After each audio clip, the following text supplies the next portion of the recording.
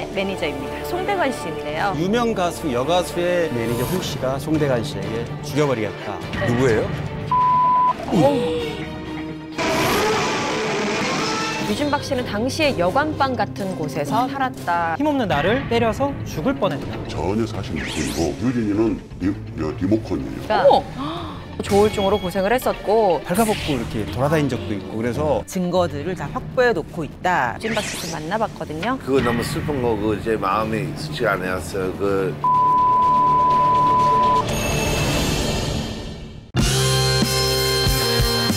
대한민국을 떠들썩하게 한 풍문. 당신이 궁금해하는 풍문들을 화끈하게 풀어드리겠습니다. 초근접 밀착 토크. 풍문으로 들어주시오. 반갑습니다, 여러분. 반갑습니다.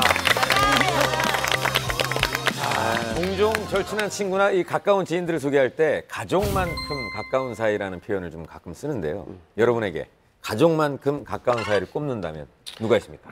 아니 뭐 저는 스타일리스트가 제일 가족 같지 않나. 스타일리스트나 매니저. 그렇죠. 늘 항상 같이 붙어 있으니까 네. 저희 엄마보다 좀 요즘은 저를 많이 아는 것 같아요. 사실 매니저라는 직업이 사실 극한 직업이고 그러면서도 사실 이렇게 뗄래야 뗄 수 없는 관계가 있긴 한데 또 같이 생활을 하다 보면 또 본인을 좀 당황하게 하는 그런 경우도 있을 것 같아요. 핑클 옛날에 진짜 기란성같이 활동할 때 당신은 모르실 거야라는 노래를 부를 때였어요. 드레스, 웨딩드레스가 컨셉이었는데 그 친구들이 지방에서 공연을 마치고 오는 중간에 매니저가 운전하다 너무 좋으니까 이 핑클 4명이 매니저를 공격한 거죠. 이제 운전 똑바로 해라. 지금 이렇게 가다가 큰일 난다. 고속으로 막 달리니까. 그리고 옥전 씨가 고속으로 달리는 걸 되게 싫어해요. 위험하니까. 위험하니까 자기네 생명이 달린 문제니까. 그래서 이제 뭐라고 했겠죠? 매니저가 중간에 내립니다. 네. 고속도로에서. 어머.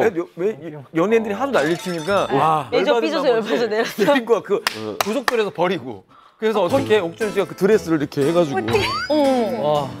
보통 이제 매니저들이 여러 가지 이제 그 스타들에 의해서 고생하는 경우가 많은데 저는 제 생각에 이제 제 매니저가 저는 이제 냄새의 기관이 없으니까 냄새를 못 맡지 않습니까? 그러니까 아침에 나올 때마다 계속 제 옷이나 이런 걸 이건 냄새나? 이건 냄새나? 하고 이렇게 주거든요. 네. 그럼 제 매니저는 아침에 계속 냄새를 맡기 시작해야 돼요. 새로운 향을. 되게 미안하더라고요, 그게. 근데 어느 날은 걔도 감기가 걸려서 냄새를 못 맡는 거예요. 그러니까 되게 미안해 하더라고요. 이게 늘 맡아주는 냄새인데 자기가 못 맡으니까 계속 형, 제가 감기인데요. 안 나는 것 같은데 이 옷 입으셔도 될 것 같은데. 좋겠다. 머리 냄새는 안 나서. 네. 중요해요. 네, 근데 정치인들은 이제 매니저가 아니라 보좌관이 있잖아요. 네. 그러네. 보좌관들은 어떤 매니저보다 더 공동운명체인 경우가 많아요. 그런데 최근에 이제 SNS라는 걸 많이 하기 시작했잖아요. 네. 그래서 의원님들 중에 나이 많은 분들은 본인이 잘 못하니까 보좌관한테 관리해라라고 이렇게 하면서 SNS 페이지 공유해 주는 경우가 있어요. 권한을. 근데 이제 그 담당 직원들이 가끔가다 실수해서 많이 되는 게 뭐냐면 친구가 이제 뭐 자기 페이스북에 글 썼는데 거기다 대고 자기가 그냥 친구가 답변하듯이 네. 얌마 오랜만이다 이런 걸 달았는데 알고 봤더니 의원님 이름으로 단 거예요. 어머. 공유를 하다 보니까 나이 60 넘은 그 의원님 이름으로 그냥 달아버린 거예요. 그러니까 진짜 곤란하겠다. SNS 관련 실수가 굉장히 많아요, 보좌관들. 그래가지고 뭐 나중에 캡처 당해가지고 조롱당하고 이런 거 꽤 나오는데 사실 의원들이 할 수 없는 일을 굉장히 많이 담당하고 있는 게 보좌관이라서 거기도 마찬가지로 사이관계 틀어지면 이제 막 그러네. 나중에 고발하고 폭로하고 이런 것들이 많아가지고 거기도 공동운명체입니다. 어떻게 보면 가족보다 가까운 사이인 스타와 매니저이지만 이런 난처한 상황들이 계속 생기다 보면 스타와 매니저가 마찰을 빚거나 논란의 화두가 오르는 일도 종종 발생하곤 합니다. 네. 그래서 준비한 오늘의 풍문은요. 두 얼굴의 매니저입니다.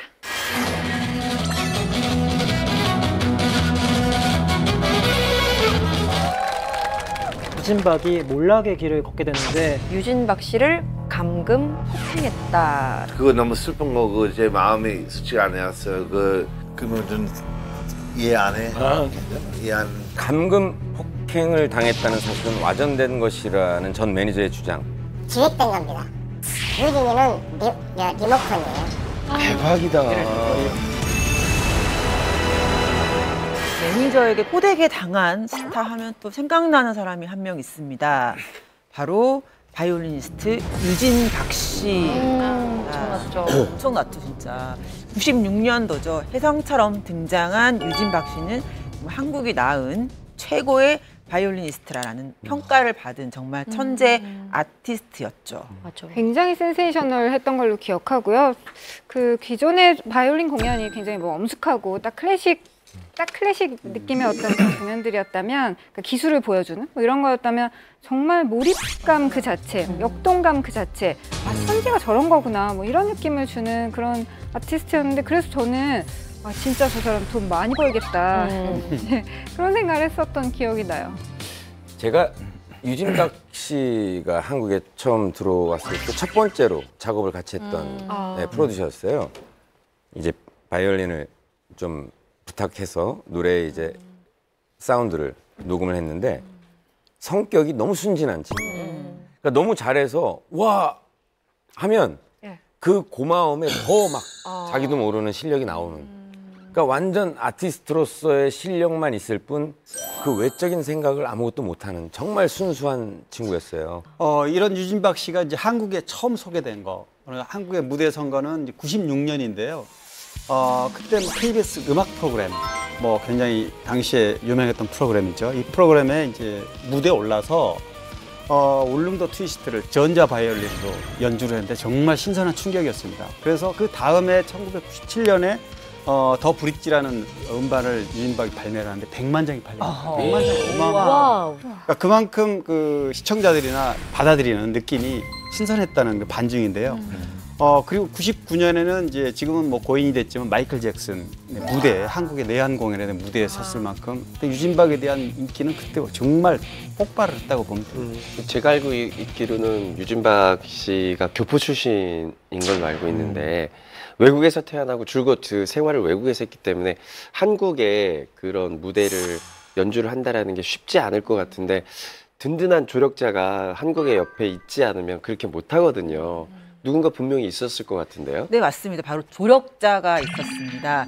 일찌감치 유진박 씨 가능성을 좀 발견하고 한국에서 데뷔할 수 있게끔 도운 사람이 있었는데 바로 유진박 씨의 첫 매니저 김상철 씨입니다.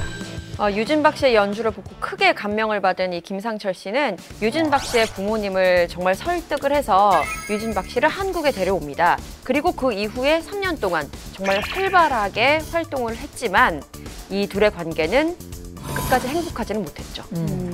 그렇게 어쨌건 화려한 명성을 국내에서 쌓으면서 승승장구를 했던 뭐 100만 장을 팔면서 그렇게 했던 유진박이 몰락의 길을 걷게 되는데 그 이유는 당시 이제 매니저와의 불화 때문이었다고 합니다. 마찰 때문이었다고 합니다. 그 매니저는 그 김상철 씨 말고 새로운 다음 매니저 말씀하시는 거죠? 네. 지난 2009년도죠. 뭐 동영상이 하나 공개됩니다. 근데 그 동영상 제목이 바로 유진박의 처참한 최근 모습입니다. 이 영상이 공개된 이후로 많은 논란들이 있었죠. 유진박 씨와 관련된 이 논란은 이제 바로 저 사진 그 당시 영상 때문인데 그 영상을 보면 유진박 씨가 아주 천진난만한 모습으로 V자를 그리는 그런 모습이 등장하는데 찍는 사람이 아니야 이거 그냥 동영상 찍는 거야 이런 멘트를 하고 유진박 씨는 그 말이 무슨 말인지 선뜻 못 알아듣는 듯한 그런 표정으로 영상만 보고는 많은 사람들이 유진박 씨가 뭔가 이상한 상황에 처한 게 아니냐 이런 의심을 갖게 됩니다. 그리고 이 과정에서 충격적인 사실이 하나 드러나게 되는데요. 바로 당시 유진박 씨의 매니저가 유진박 씨를 감금 폭행했다라는 설이었습니다. 유진박 씨는 이외 방송을 통해서 이 같은 얘기를 했는데요. 당시에 그들이 얼굴과 배, 가슴을 때렸다. 내가 바이올린을 제대로 안 켰기 때문이다 라면서 매니저의 그 폭행 사실을 언급을 했는데 또 유진박 씨는 이런 말도 했습니다. 힘없는 나를 때려서 죽을 뻔했다. 뭐 뿐만 아닙니다. 당시 매니저가 유진박 씨에 대해서 이런 얘기를 한 게 밝혀졌어요. 꼴 보기 싫지만 돈 때문에 어쩔 수 없이 데리고 있는 애물단지다. 아이고. 라는 충격적인 발언까지 한 것으로 알고 있습니다. 그래서 저희 풍문쇼에서 당시 유진박 씨의 상황을 좀 더 자세히 알아보기 위해서 유진박 씨를 좀 만나봤거든요. 그 얘기 지나갔으니까 별로 그렇게 큰 얘기 안 하고 싶었는데 근데 그거 너무 슬픈 거고 제 마음이 솔직히 안 해왔어요. 그 갑자기 뭐 우울증, 조울증 왔어요. 그래서 조금 그때 그 시간대 조금 힘들었었지만 그래도 제가 그 옛날 때 밴드하고 팬들 많이 있는 거 기억해요. 그때. 그러니까 이제 그 당시에 96년도에 들어왔을 때도 조울증 증상이 좀 있었어요. 그래서 유진이가 이제 증상이 심하면 막 밖으로도 나가려고 그러고 막 이러는데 나는 이제 그렇게 생각해요. 뭐 강금 폭행이다라는 그런 기사를 접했을 때도 그 예전에 매니저 분들이 유진이의 그 어떤 조울증 증상에 대한 이해도가 조금 부족하지 않았나 싶은 거죠. 제 생각에는. 사장님, 그러면 좀 이해 안 해? 아, 괜찮아. 이해 안. 그래도 많이 때리지만 이해하지. 아, 그 때렸다는 얘기예요. 네, 참 안타까운 일이 아닐 수 없습니다. 여러분은 만약에 유진박 씨와 같은 상황에 처했다면 어떻게 대처를 했을까요? 저는 그 유진박 씨를 다룬 그 무슨 프로그램에서 네네. 유진박 씨가 강제적으로 막 어디 공연을 다니는데 그런 왜 무슨 장터 같은 데 있죠. 네. 그런 데 공연도 다니고 유진박 씨가 막 거기서 막 자기 힘들다는 얘기도 하고 그런 프로그램을 한번 봤거든요. 그게 이제 그걸 밝히는 프로그램이었던 네네. 것 같은데 네, 맞아요. 근데 그래서 음악을 못하게 한다 그러면 이제 무서우니까 또 하게 되고 또 하게 되고 이런 경우라고 그때 그 프로그램에 나와서 되게 이슈가 됐었어요. 그때. 네. 그래서 저희도 이제 딸이 무용을 하다 보니까 이런 거를 이렇게 예술적으로 해서 이걸 이용을 하면 이런 매니저도 진짜 잘 만나야겠다는 생각을 또 했거든요. 그럼요. 뭐 앞서서 조울증에 대해서 말씀하셨는데 이 유진박 씨가 실제로 방송에 나와서 자신의 이런 병에 대해서 이야기를 한 적이 있어요. 오래전부터 조울증으로 고생을 했었고 어쩔 때는 온 세상을 다 가질 수 있을 것 같은 자신감으로 기분이 막 좋다가도 어느 순간에는 아무것도 아예 안 하고 싶은 순간이 온다고 해요. 그만큼 기복이 굉장히 컸던 걸로 보여요. 저도 제가 본 유진박 씨는 되게 동심의 세계를 아직도 갖고 있구나, 순수한 세계를 갖고 있구나라는 생각에 이제 이야기를 나누면 굉장히 유쾌해요. 아이 같은 순수함이 있어서. 근데 무대에서 바이올린을 갖고 연주를 하는 순간만큼은 본인 눈빛이나 모든 게 확 달라집니다. 완전 달라집니다. 완전 달라져서 야, 우리나라의 천재라는 사람들은 저런 모습이 있겠구나라고 제가 깜짝 놀랐었는데 사회생활에 대해서 전혀 몰라요. 네. 그래서 아마도 그런 매니저와의 관계가 그렇게 돼 있었을 것 같아요. 저희 풍문쇼는 이와 관련해서 좀 더 자세하게 전 매니저의 입장을 듣기 위해서 전 매니저를 찾아갔습니다.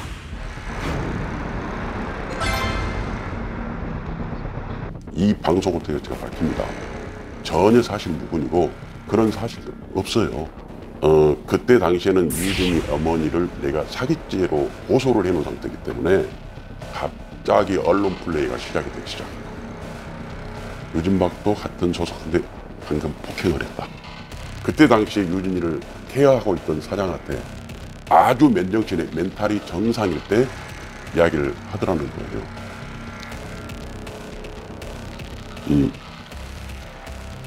김 사장님이 저한테 있어서 거짓말이야. 이야기를 한 번도 아니고 두 번을 하더랍니다. 그런 얘기를 하니까 자기는 깜짝 나한테 전화가 온 거예요. 그걸 내가 통화 녹음을 했고 어머님이 시켜가지고 거짓말 시켜서 했다 하라고 해요. 그렇게 했다는 거예요. 세뇌가 얼마나 무섭다는 걸 내가 알았어요. 내가 대래 피해자지 가해자나. 유진박 씨가 전 매니저 헤어지고 자기하고 계약했을 당시에 자기 집에서 좀 생활했다 그래요. 가족들하고. 유진박이 샤워를 하고 거실에 발가벗고 이렇게 돌아다닌 적도 있고 그래서 어쩔 수 없이 모텔로 데려가서 모텔에 재웠다. 이제 이건데 그걸 모텔에 감금했다. 이렇게 이제 표현했다는 거죠. 네. 이제 그런 여러 가지 그 해명을 본인이 직접 해서 아마 서로 다른 부분이 좀 상당히 있는 것 같아요. 또 유진박 씨는 거의 1년 동안 여관방 같은 곳에서 매니저들과 함께 살았다라고 주장을 했는데요. 밥으로는 그냥 뭐 자장면이나 볶음밥 같은 거를 그냥 먹었다고 하고요. 유진박 씨는 당시의 여관 생활이 굉장히 악몽 같았다라고 해상을 했습니다. 또 가장 힘들었던 순간은 매니저가 그냥 뭐 일어나, 운동해, 뛰어라고 강요할 때가 가장 힘들었다라고 이야기를 했어요. 전 매니저 주장에 따르면 유진박 씨가 감금 폭행 당했다고 이야기한 건 모두 사실이 아닐 수도 있다는 건데요. 여러분들은 어떻게 생각을 하시나요? 이게요, 사실 어머니가 계셨더라면 어머님은 이제 유진박 씨를 키웠잖아요. 엄마 입장에서 얼마든지 이분에 대해서 너무나 잘 알기 때문에 케어도 됐을 뿐더러 아까 얘기하지만 엄마가 이걸 해봐라는 거는요. 유진박 씨의 특성상 먼저 하지는 않기 때문에 이런 걸 보여주고 재능을 보여주고 싶었던 엄마의 마음이 들어간 거였다면 아마 그 매니저분은 그럴 거예요. 이미 유진박 씨가 명성을 가지고 있기 때문에 그로 인해서 뭐 수입은 없겠지만 평상시에는 관리가 안 되니까 방치했다가 일은 시키고 방치했다 일을 시키고 이게 반복이 되다 보니까 아마 그렇게 된 것 같아요. 그보다도 유진박이 어떤 뭐 정서적인 문제가 있다라는 게 인지가 된 상태면 사실 매니저라면 기본적으로 병원에 가서 전문가하고 상담을 해서 어떻게 해야 되는지에 대해서 준비를 하고 공부를 해야 된다고 생각을 합니다. 매니저라면. 근데 그런 것 없이 그냥 본인이 갖고 있는 지식, 본인이 할 수 있는 태도를 그냥 일방적으로 취하는 것이 굉장히 큰 뭐 잘못이라고 저는 생각을 합니다. 그러면 이때 그 당시 매니저 측은 어떤 입장을 밝혔나요? 일단 이 매니저 제가 또 만나봤습니다, 최근에. 지금은 김상철 씨, 아까 그분, 네. 처음 매니저가 지금 하고 있지만 중간에 했던 매니저. 이분이 이제 강금 폭행했다는 혐의를 지금 받고 있었고 지금까지 그렇게 알려졌습니다. 근데 결론부터 얘기하면 그 부분은 전부 무혐의로 지금 종결이 나 있습니다. 사실이 아닌 걸로 돼 있고요. 그렇게 이제 오해를 받았던 부분에 대해서도 본인이 굉장히 힘들어하고 괴로워하고 있습니다. 왜냐하면 조울증을 앓고 있어서 그거를 통제하고 컨트롤하는데 굉장히 힘들었다. 그 과정에서 발생된 일이지 절대 강금 폭행한 적이 없다 이렇게 주장하고 있습니다. 어쨌건 이후에도 유진박 씨는 예전과 같은 그런 명성을 못 가졌던 게 맞고요. 그러던 중에서 이제 뜻밖의 장소에서 유진박 씨의 모습이 포착이 되면서 좀 얘기가 많았었는데 바로 곱창집에서였습니다. 바이올린이랑 곱창이랑 전혀 뭐 연관이 없는 것 같은데 뭐 행사 아는 사람이 행사하러 갔었나요? 예, 행사였어요. 유진박 씨가 곱창 가게에서 공연을 했던 이유 바로 어머님 때문인데요. 어머님이 당시에 유진박 씨가 밝힌 바에 따르면은 몸이 많이 안 좋았다고 해요. 그래서 어머니에게 돈을 좀 보내드리고 싶어서 치료비조로 곱창 가게에서 공연을 하게 됐다라고 밝혔죠. 이 곱창집에서의 연주 영상을 보고 한 사람이 굉장히 화가 나고 속상해서 유진박 씨의 어머니에게 전화를 걸었다고 합니다. 이 전화를 건 사람 바로 김상철 씨였어요. 과거에 유진박 씨를 처음 발굴을 했던 그분인데 김상철 씨는 어머니와의 통화에서 이렇게 이야기를 했습니다. 마이클 잭슨과의 한 무대에서도 섰던 유진박을 어떻게 그런 곳에서 연주하도록 내버려둘 수가 있느냐라고 하면서 따졌다고 하는데요. 그래서 결국 이 유진박 씨는 김상철 씨와 다시 만나게 됐고 현재는 김상철 씨와 함께 일을 하고 있다고 합니다. 지금 그 처음 매니저가 조금 전에 봤던 두 번째 매니저하고도 협의를 한다고 그래요. 유진박 씨를 케어하는 좋은 방법을 서로 협의해서 한다고 그래요. 그러니까 좀 특이해요. 그러니까 전 매니저하고 현 매니저하고 갈등이 있는 게 아니라 두 사람이서 매니저를 하면서 유진박 씨에 대한 거를 잘 알게 됐으니까 그 부분을 공유해서 그 뭐 알려준다든지 이런 방식으로 한다고 그럽니다. 유진박 씨는 이제 작년이 딱 20년 됩니다. 국내 데뷔한 지. 그래서 작년 12월에 콘서트를 했고요. 지금 현 매니저 김상철 씨하고 요즘도 간간히 이제 방송에 뭐 다큐라든가 이런 데도 출연하고 여전히 연주 실력은 그 명성이 식지 않았는데 앞으로 그런 어떤 그 말 깎여 있는 이미지를 어떻게 잘 본인의 그 명성을 다시 되찾을 수 있을지는 아마 모르겠습니다. 지금 매니저 몫이 아닐까 싶어요. 대한민국의 어떤 천재들이 비운의 운명으로 쓰러져가는, 사라져가는 한 또 다른 예인 것 같아서 참 마음이 씁쓸하네요. 다시 한번 재기했으면 좋겠네요. 최근 매니저와 갈등이 불거진 스타가 있는데요. 스타와 매니저 사이에 서로 다른 입장 차이를 보이며 과연 진실이 무엇인지 많은 궁금증을 자아냈죠. 논란의 중심에 오른 연예인은 바로 올해 데뷔 50주년을 맞은 국민 가수 송대관 씨인데요. 보통 이제 스타와 매니저 간의 이 논란이나 그 진실 공방이 벌어질 때는 뭔가 어느 한쪽이 폭로를 해야 되거든요. 안 그러면 양쪽 다 이제 서로 가라앉는 거니까. 근데 이번에 송대관 씨 사건 같은 경우에는 좀 약간 이전 사건들과 좀 달랐던 게 이번에는 그 송대관 씨와 매니저 사이에 갈등이 있다는 사실이 방송 관계자들 때문에 좀 알려지게 됐던 게 있습니다. 그 발단을 보면요. 한 가요 프로그램에서 6월 호국의 달 그 호국 특집을 준비하기 위해서 송대관 씨를 섭외를 한 겁니다. 그런데 송대관 씨가 거절을 했어요. 못 나가겠다. 그런데 거절한 데는 특별한 이유가 있었던 거죠.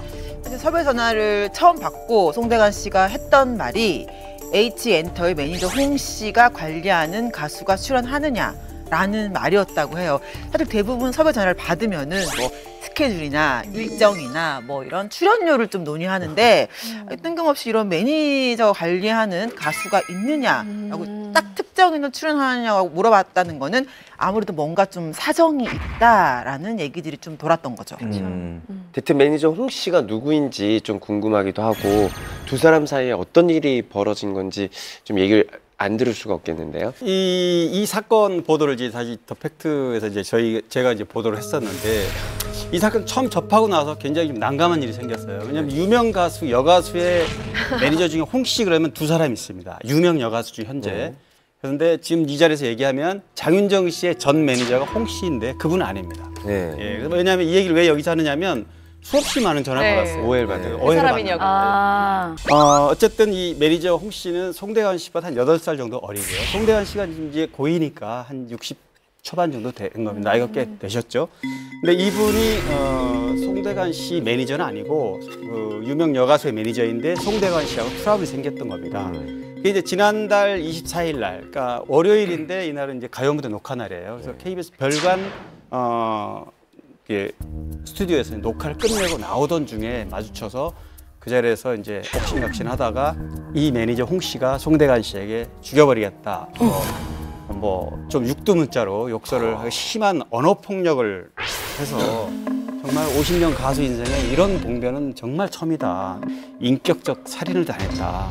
노래를 다시 하기는 좀 어려울 것 같다. 네. 그래서 당시 이런 얘기를 했어요. 자기가 지방 행사라든가 다른 스케줄 소화할 때 지금 현재 매니저가 한 명 따라다니는데 한 명 더 붙여야 되겠고 혹시라도 그런 일이 또 벌어진다면 도저히 물리적인 어떤 거에 자기가 헤어날 수 없을 것 같다는 그런 굉장히 불안감을 얘기를 한 적이 있습니다. 급기야 송대관 씨는 매니저 홍 씨의 폭언을 들은 다음 날 스트레스성 급성 우울증이라는 진단을 받고 모든 스케줄을 취소한 채 병원에서 안정을 취했다고 합니다. 네, 그리고 또 사실 얼마 전에도 송대관 씨의 현재 건강 상태를 좀 알아보기 위해서 풍문쇼에서 연락을 취했는데요.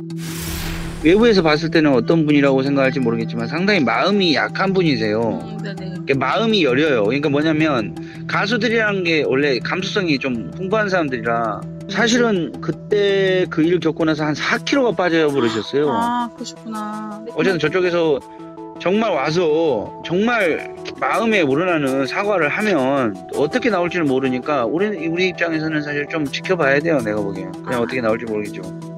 아니 그래도 앞뒤 뭐 이유가 있을 거 아니에요. 갑자기 보자마자 육두문자를 쓰거나 뭐 노래 못하게 하겠다 이런 얘기를 하진 않았을 텐데. 정말 큰일이 있었겠네요. 이 사건이 발생하기 전에 매니저 홍 씨와 홍 씨가 담당하고 있는 가수 그리고 송대관 씨 이렇게 세 명이 마주치는 일이 있었다고 해요. 그런데 그때 후배 가수인 그 홍 씨의 가수가 송대관 씨에게 인사를 하는데 송대관 씨가 약간 좀 가벼운 목례식으로 인사를 뭐 이렇게 막 아이고 이렇게 받지는 않았나 봐요. 그러니까 나중에 이젠 마주쳐서 홍 씨가 송대관 씨에게 왜 인사를 똑바로 안 받느냐면서 호통을 치고 가요 관계자들 그 주변의 관계자들에 의하면은 송대관 씨에게 거의 폭언을 하고 위협을 가했다라고까지 전해지는 걸 보면 보통의 상황은 아니었던 걸 보여요. 아니 그렇다면 계속해서 이 논란이 불거진 상황에서 매니저 홍 씨 측에서도 그냥 가만히 뭐 이게 사실이라고 인정을 하고 있는 상황인가요? 아니면 어떤 입장이 있었나요? 뭐 사실 얼토당토하는 이야기다. 싸움 약간의 말다툼이 있긴 했지만 이 정도 실제 사실과는 다르게 좀 와전된 경향이 있다라고 얘기를 했고 그날 하루뿐만 아니라 기존의 송대관 씨가 자신이 담당하던 어떤 가수들의 인사를 좀 잘 받지 않았고 자신의 인사도 평소에도 건성으로 받아서 송대관 씨의 매니저에게도 하소연을 한 적이 있다라고 얘기를 했습니다. 그러니까 언론에 그러니까 이게 본인 갈등 상황에 있는 분들의 진지한 것 같은데 그냥 밖에서 보기에는 인사하라 때문에 저렇게 하나 하는 생각해도 그렇죠. 단순하게 얘기하면 그러니까 그 진짜 밖에서 그런 느낌이라서 진짜 연예인 사이 기싸움을 이런 거 하는 거예요? 아니면 그럼요. 기싸움인 거죠? 이거 저도 많이 혼났어요. 예전에. 그러니까 뭐 인사를 상대에게 안 해서 그 상대분에게 혼난 게 아니고 그분하고 친한 선배가 이제 와서 또 왜 인사 안 해 내 친구한테 네. 뭐 이런. 선배님 제가 음악적으로 견해 차이가 좀 있다 보니까 인사하기가 싫었습니다. 무슨 말이야. 인사해. 알겠습니다. 그래도 이제 그 다음부터 인사하고. 그럼 이제 제 쪽의 선배님은 또 찾아가가지고 너 왜 상민이한테 뭐라고 그래? 얘가 음악적인 견해가 맞지 않다고 그래서 인사 안 했다고 네가 왜 나섰어? 네가 얘한테 뭐라고 그래? 그럼 또 두 분이 또 싸워요. 그러니까 옛날에는 음악하는 사람들끼리는 나이도 비슷하고 또 음반도 비슷하게 나가요. 그렇죠. 그러니까 서로 누가 1등인지 몰라요. 그러니까 서로 자존심 싸움이 그렇게 심했어요. 제가 신현무 씨 스타일리스트 할 때 대기실에 신인들하고 같이 어떻게 쓰게 됐어요. 신인들이 인사를 안 하길래 누나 신인들이 인사를 안 해야지 냅둬 내리면 없어질 애들인데 오히려 MC 쌓인 분들은 신인들이 안 해도 냅둬 내리면 신인들 또 쏟아 나올 텐데 뭐 그중에 한 명이겠지. 인사 안 하는 애들은 저는 이게 선배님 중에서 가장 그냥 카리스마 있게 그냥 한번 고되게 그냥 빠진 적이 한 번 있는데 엘리베이터에 이제 선배님이 딱 계시더라고요. 근데 스타일리스트 분 계시고 매니저 분 계시고 정원은 제가 봤을 때 한 12명 이상 정원이었어요. 그래서 룰라 4명하고 매니저가 이렇게 6명이 딱 탔는데 야 내려라. 네. 6명. 오. 카리스마 짱이다. 누구였어요? 민혜경 선배님이. 왠지 멋지다 근데. 역시. 그래서 그냥 저희는 그냥 네. 그리고 내려가 다음 엘리베이터. 내려야죠.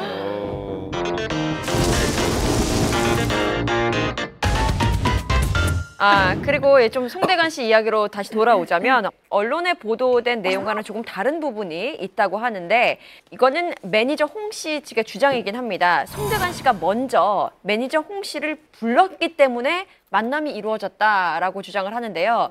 좀 풀어보자면 매니저 홍 씨는 평소에 이제 우리 가수가 송대관 씨에게 인사를 하면 인사를 제대로 받지 않길래 송대관 씨 매니저에게 먼저 찾아갔다는 거죠. 그래서 송대관 씨 매니저에게 지금 송대관 쌤이 좀 우리 가수 인사를 잘 안 받는 것 같다라고 서운함을 내비쳤대요. 그러니까 그런 이야기가 송대관 씨 귀에 들어갔겠죠. 그래서 송대관 씨가 그 매니저를 불렀다고 합니다. 매니저 홍 씨를. 그래서 만나서 이런저런 이야기를 하는 끝에 좀 감정이 격해져서 심한 표현이 나오긴 했지만 주먹 다짐을 했다거나 그 위협을 가하는 일은 전혀 없었다라는 것이 주장이고 그 이후에 그래서 이 매니저 홍 씨는 좀 사과의 뜻을 전했다고 해요. 그런데 이런 전해지는 과정 속에서 자신만 좀 못된 사람으로 비춰진 것 같아서 억울하다라는 입장을 내놓기도 했습니다. 하지만 이 매니저 홍 씨의 해명에 대해서 송대관 씨는 이렇게 밝힙니다. 나한테 직접 사과를 하지 않았다. 그리고 나한테 이렇게 큰 고통을 줘놓고 뭐 이렇게 말 한마디로 이렇게 뭔가 메시지를 전달한다는 거는 좀 맞지 않는 것 같다. 직접 사과를 하기 바란다라는 입장을 밝혔습니다. 근데 제가 봤을 때는 두 분이 어떤 뭔가 사연이 있었을 것 같아요. 히스토리가 그 전에 그렇죠. 히스토리가 있었을 것 있었겠죠. 같아요. 이게 뭐 관계가 굉장히 깊더라고요. 취재를 해보니까 작년에 사실은 이제 송대관 씨가 이제 그 의미스러운 일로 활동을 못했잖아요. 그 아내 사기 사건에 부동산 사기 사건에 연루돼서 활동을 못하다가 본격적으로 활동하기 앞서서 콘서트를 하려고 그랬어요. 그 유명 여가수랑 같이. 그런데 이제 이 유명 여가수가 교통사고를 당하는 바람에 이게 무산이 됐고 이 무산되는 과정에서 서로 갈등이 좀 생긴 겁니다. 그러니까 이 매니저가 볼 때는 다른 그 가수들이 송대관 씨한테 인사를 하면 반가워 이렇게 후배들한테 이렇게 반갑게 하는데 자기 가수한테는 뭐 그냥 그러고 지나간다는 거죠. 섭섭했구나. 그게 네. 굉장히 섭섭했다. 네. 그래서 왜 우리 가수한테 이렇게 인사를 그렇게 섭섭하게 하느냐 이렇게 좀 따졌던 송대관 씨가 뭐 그럼 내가 너한테 맞절할까? 뭐 예를 들면 이런 식으로 하는 과정에서 좀 오심각심이 심해지고 그래서. 아니 근데 송대관 씨 실제 성격도 좀 궁금하세요. 좀 그 욕설을 좀 들으셔가지고 공포에 좀 떠신 거 보면 또 평소에 좀 여리신가 봐요. 제가 한 1년 됐나요? 송대관 씨와 통화를 한번 한 적이 있었는데 그 이제 아들 문제로 이제 전화를 주셔가지고 굉장히 깍듯하게 혹시 이상민 씨인가요? 그래서 네 맞습니다. 누구세요? 그랬더니 나는 송대관이라고 그 그 선배 가수인데 그래서 예 선배님 그렇게 얘기를 했어요. 그랬더니 이상민 후배 가수님 너무 깍듯하게 저한테 말씀을 하셔가지고 굉장히 정중하고 그래서 정말 되게 좀 뭐라 그럴까 원래는 이렇게 전화 올 줄 알았어요. 이상민인가? 나 송대관인데 알지? 내가 부탁 하나 하고 싶은데 괜찮나? 뭐 이렇게 하실 줄 알았는데 그냥 이미지로만 저도 이제 그분하고 자주 뵌 적은 없으니까 근데 너무 그렇게 말씀하셔가지고 생각보다 되게 좀 되게 조용하시고 내성적이시구나라는 생각을 했어요. 저는 살짝 이거는 성격이 어떻든 이런 폭력적인 언사에 노출되면 당연히 마음이 아무리 강한 사람도 아니면 성격이 정말 괄괄하던 사람도 충격을 먹는 건 동일한 입장이기 때문에 송대관 씨의 성격에는 사실 뭐 얘기를 할 것이 없고 그냥 되게 폭력적인 상황에 어쨌든 되게 급작스럽게 노출됐다는 게 이 사건의 핵심인 것 같긴 해요. 현재 송대관 씨와 매니저 홍 씨는 불거진 논란을 두고 진실 공방을 벌이고 있는데요. 하루빨리 진실이 밝혀져서 사건이 해결되길 바랍니다. 스타와 매니저 사이의 진실 공방은 어제 오늘의 일이 아닙니다. 과거에도 한 스타 매니저와 마찰이 생겨 서로 논란을 빚은 적이 있죠. 네, 바로 잘생긴 배우 강지환 씨 얘긴데요. 사실 강지환 씨가 매니저와 마찰을 빚기 시작한 건 다름 아닌 소속사 이전 문제 때문입니다. 강지환 씨는 과거에 이제 소속사와 2번의 마찰을 겪으면서 법적 공방까지 펼쳤었는데요. 당시에 이제 강지환 씨는 J엔터테인먼트와 2010년 8월까지 전속 계약이 되어 있는 상태였어요. 근데 2009년 12월에 갑자기 소속사와 연락이 닿지 않고 소속사에다가 전속 계약 해지 내용 증명서를 보냅니다. 그리고 그와 동시에 정말 자기가 소속사에서 부당한 대우를 받았다라는 주장을 펼치게 됐습니다.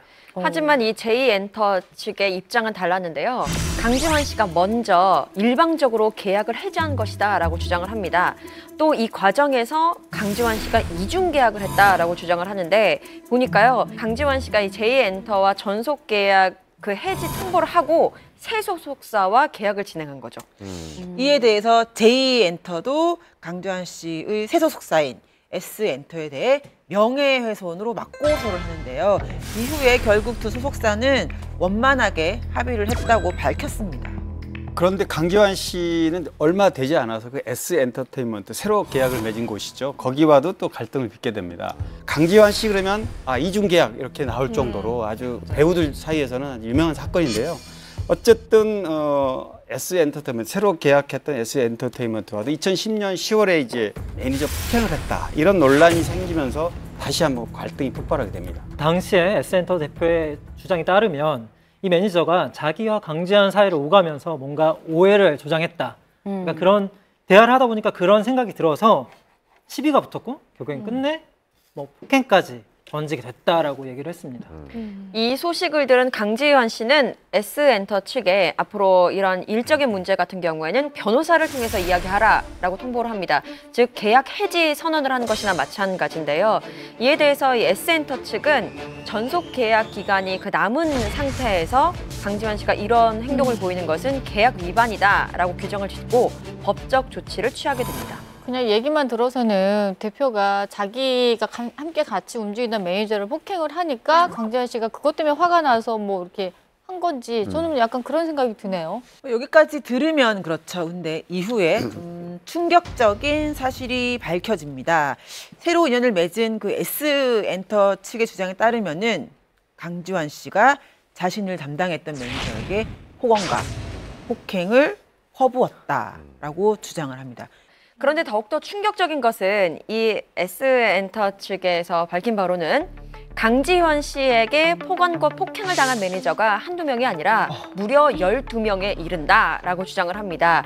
그래서 이 12명의 매니저는 강지환 씨 때문에 견디기 힘들어서 모두 회사를 그만뒀다라고 주장을 하죠.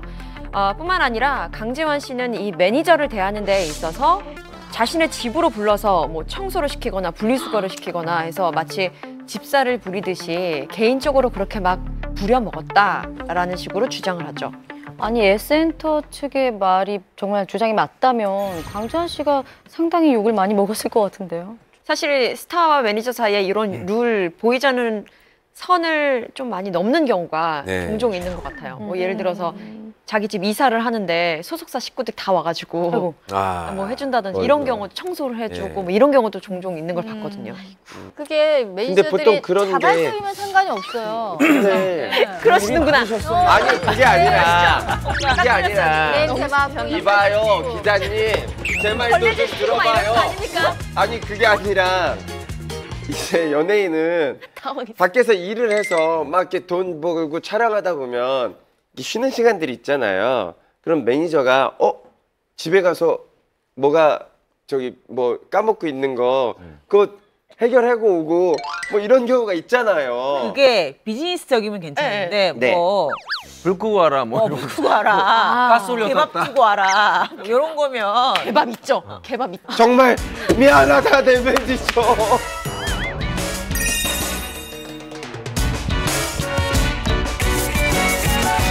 아니 근데 강지환 씨가 소속사를 나온 결정적인 계기가 소속사 대표가 매니저를 폭행해서잖아요. 그런데 강지환 씨도 매니저를 폭행했다는 이 사실은 저는 오늘 지금 처음 들어보는데 이런 소속사의 주장에 대해서 강지환 씨는 어떤 의견을 냈었습니까? 그러니까 항상 지금 얘기했지만 각자 사이가 좋을 때는 괜찮아요. 좀 사적인 일을 좀 시켰더라도 심하지만 않으면 양해가 되는 거고 좋은 관계니까 알아서 해주기도 하고요. 그런데 항상 갈등이 불거졌을 때가 문제입니다. 강지환 씨는 당연히 아니라고 얘기를 했고요. 해명을 했고요.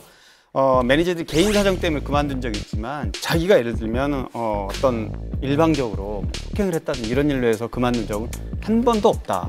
오히려 정말 그렇게 주장하는 사람이 누구인지 얘기를 해달라. 대면을 시켜달라. 이렇게 주장할 정도로 아주 단호하게 사실이 아니라고 부인했습니다. 말뿐만 아니라 행동으로도 바로 옮겼는데요. 강지한 씨는 그때 매니저 폭행건에 대해서 명예훼손 소송을 진행을 했습니다. 그리고 그때 무슨 말을 했냐면 제 양심에 조금이라도 찔리는 게 있으면 내가 그냥 입을 다물었을 거다라고 말해서 억울하다라는 심경을 토로하기도 했습니다. 그러자 S엔터도 가만히 있지 않습니다. 뭐 강지환 씨가 회사 직원들에게 뭐 폭언을 하고 아나무인 행동을 보인 것에 대한 진술서와 증거들을 다 확보해 놓고 있다라는 말과 함께 뭐 사과를 하되 언론을 통해서 할 게 아니고 협회에 나와서 직접 적극적인 해명을 해라라고 강력하게 요구를 합니다. 그런데요. S엔터에서 확보했다는 그 증거들이 밝혀진다면, 공개가 된다면 당연히 처벌을 받았겠죠. 그런데 여기서 반전이 일어납니다.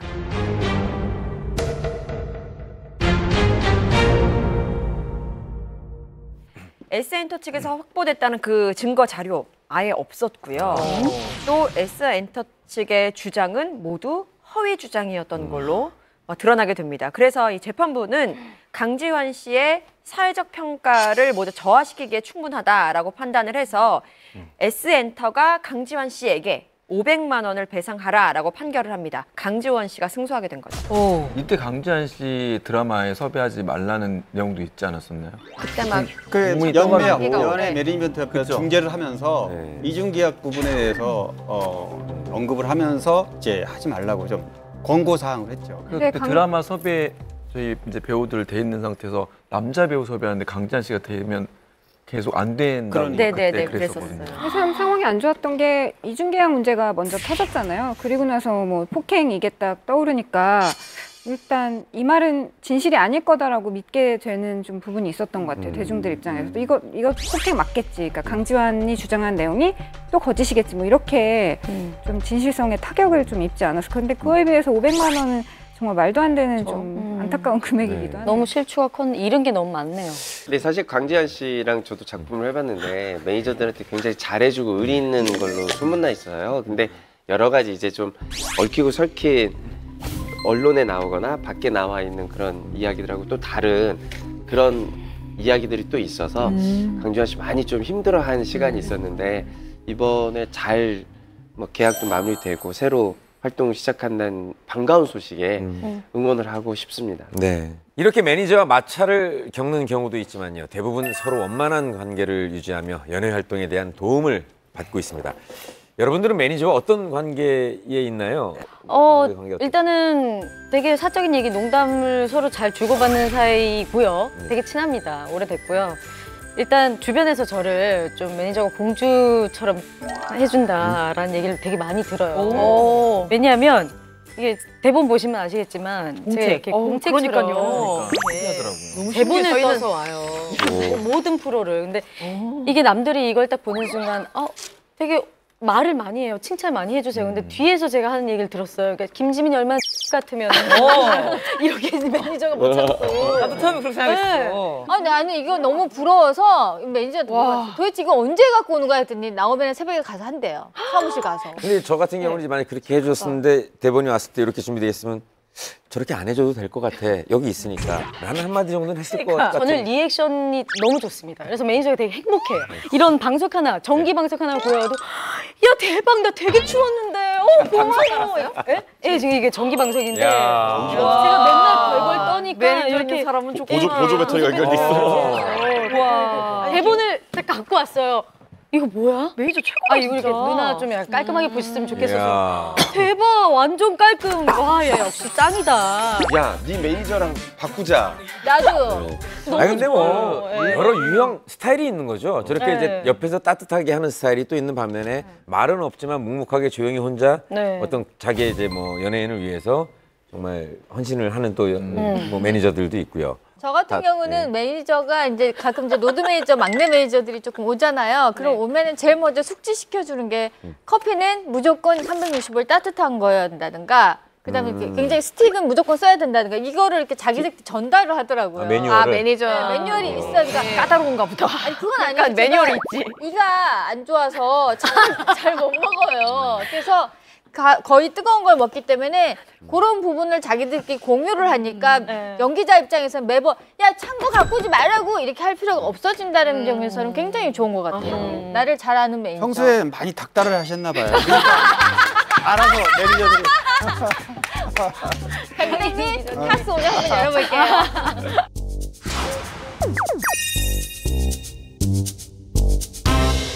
근데 이렇게 매니저들은 저희 일거수일투족을 함께 하다 보니까 저희 이제 치부를 좀 아는 경우도 있잖아요. 그러다 보면 이런 거를 그러니까 가족 같은 마음으로 이해해주는 경우도 있지만 이걸로 빌미로 약점을 담아서 뭔가를 얻으려는 그런 협박을 하는 경우가 좀 있죠. 저는 신인 때 제가 이제 사귀었던 분이 있잖아요. 근데 그분? 누구예요? 근데 뭐 있을 거예요. 최근에 수술하신 제가 이제 옛날에는 스티커 사진을 많이 찍었잖아요. 네. 스티커 사진 찍었는데 그걸 봤나 봐요. 그러니까 제가 몰래 만나고 있을 때 그걸 그 매니저분이 본 거죠. 그분이 저한테 오더니 너 요즘 만나는 사람 있니? 없어요. 내가 너 사진 다 봤다? 스티커 사진? 알고 있으니까 나한테 그냥 곱게 얘기할래? 아니면 내가 어디 가서 소문 낼까? 이런 식의 얘기를 하더라고요. 매니저인데. 그래서 실토를 했죠. 네. 실토를 일단 했는데 나중에 이제 소문이 난 거예요. 저는 이 매니저분을 의심을 했었죠. 근데 알고 봤더니 저희 회사 대표가 어디 가서 자랑하고 다녔어요. 우리 연기자 중에 누가 누구 만나는데 내가 요즘 케어해주고 있어 이런 식으로 대표가 소문내고 다녔어요. 그래서 저는 되게 이상한 회사에 있었던 기억이 있어요. 그래서 어떻게 하셨어요? 그때는 속수무책으로 당했죠. 신인이었고 힘도 없고 그리고 그때는 약간 매니저 오빠가 좀 저도 모르게 가불관계처럼 느껴졌었거든요. 지민 씨처럼 여자 연예인 중에서도 매니저에게 협박을 받아 곤란했던 사람들이 있다고 합니다. 네, 대표적인 분이 바로 배우 이태란 씨인데요. 많은 분들이 기억하고 계실 겁니다. 지난 2001년 이태란 씨는 수년간 함께 가족처럼 일했던 그 매니저로부터 협박을 당했죠. 당시 이태란 씨가 스타셨는데 맞아요. 이거 웬만한 사람 아니면 이런 거 협박 잘 못하거든요, 사실은. 네, 당시에 이태란 씨의 매니저는 이태란 씨의 어떤 그 약점을 가지고 협박을 한 건데요. 매니저가 잡고 있던 이태란 씨의 약점은 바로 은밀한 사생활이었습니다. 즉, 이태란 씨의 성관계를 빌미로 해서 나를 배신하면 성관계 장면이 담긴 비디오 테이프를 공개하겠다. 아니 뭐 라고 협박을 몰카를 설치한 거예요? 성관계 테이프. 아니 뭐 세상에서 제일 비겁한 맞아요. 못난 남자의 모습인 거죠. 근데 이런 너무 모습이. 성숙했을 것 같아요. 그러니까 네? 오랫동안 같이 지내왔는데 그 리벤지 매니저가 이미 뭔가를 찍었고 그래가지고 협박하는 그 상황이 너무 공포스러워. 끔찍하고 공포스럽죠. 이 때문에 추후에 이태란 씨가 기자회견도 열었었죠. 네. 근데 여자 연예인과 매니저와의 불화가 터질 때마다 항상 언급되는 부분이 바로 성관계 비디오 테이프. 그 무렵에 90년대 중후반에 이제 그런 연예인들 관련된 뭐 이런 사실 여부는 다 밝혀진 거는 많지 않습니다, 거의. 네. 그리고 소문으로 많이 돌았던 그 중에 사실 무근이로 밝혀진 게 더 많았고요. 이태란 씨도 마찬가지예요. 그때 소문이 굉장히 많았지만 실제로 확인되지는 않았습니다, 이 존재 자체가. 그런데 어쨌든 그거를 이태란 씨 매니저가 이태란 씨의 통장, 그러니까 그거를 관리하면서 이제 3억 원을 그냥 무단으로 써버려가지고 이게 이제 뭐 예를 들면 갈취로 이렇게 조사가 됐었죠. 그거는 정말 매니저가 그렇게 그건 매니저가 아닌데 그런 매니저들이 하는 행동이 아니에요. 그러니까 이게 굉장히 당시에 큰 사건은 났던 게요. 이뿐이 아니고 이태란 씨 이름으로 고급 승용차를 한 2-3대 정도 뽑습니다. 그래가지고 그 차량을 뭐 매니저용 뭐 여러 가지로 용도로 쓰면서 나중에는 이거를 처분을 해서 현금화한 이런 일도 있었습니다. 그래서 결국은 이런저런 일에 시달리다가 이태란 씨가 이제 매니저를 고소를 하게 됩니다. 형사 고소를. 그런데 알고 보니 두 사람의 관계가 보통 그 매니저와 스타의 관계가 아니었다라는 얘기도 좀 있더라고요. 보통 스타와 매니저의 관계는 3가지로 나눌 수 있습니다. 첫 번째로는 나는 스타, 너는 매니저. 우린 비즈니스 관계야. 네. 두 번째는요. 스타와 매니저, 가족 관계 같은 가족 관계입니다. 그리고 세 번째는 스타와 매니저가 연인 관계일 수 있습니다. 네. 그런데 이 이태란 씨와 과거 이 매니저와의 관계는 이 중 3번째인 연인 관계였던 것으로 조사 과정에서 밝혀졌죠. 97년에 SBS 톱 탤런트 그 선발대회에서 입상을 해서 화려하게 연예계 데뷔를 한 이태란 씨는 98년에 당시 그 매니저를 만나게 됐는데요. 사실 처음 만났을 때는 스타와 매니저의 관계가 아니라 연인 사이로 만나게 됐다고 합니다. 아니 근데 매니저였다가 연인인 건 봤어도 연인이었다가 매니저가 될 수 있나요? 이태란 씨 경우에 약간 매니저 복 없는 연예인으로 많이 꼽히는데요. 그때 이제 전 매니저였던 분이 약간 악의적인 소문을 막 여기저기서 말을 하고 다녔나 봐요. 그래서 그때 당시 이태란 씨의 남자친구였던 그분이 이 매니저와의 관계를 정리하는 데 도움을 줬다고 합니다.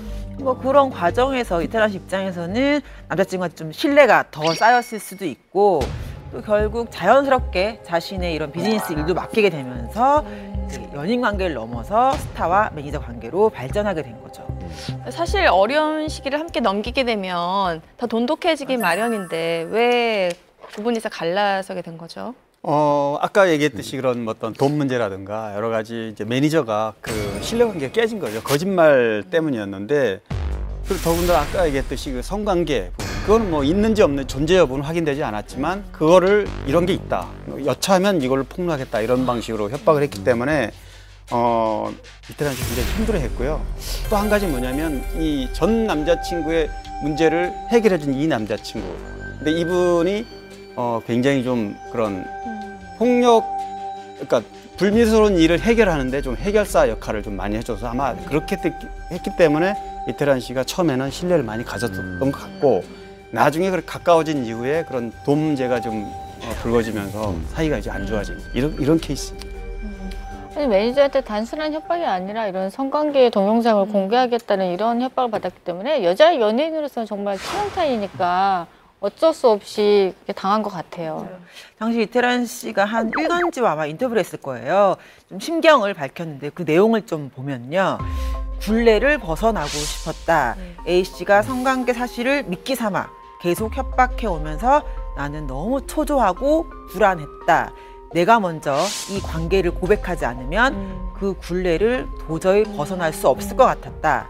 그래서 가족과 논의한 끝에 결정을 내렸다라고 정말 솔직한 심정을 밝혔고요.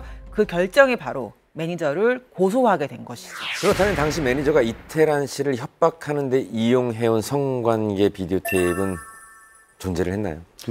없었습니다. 그러니까 뭐 조사 과정에서 충분히 조사를 했겠죠, 검찰에서. 근데 없었고요.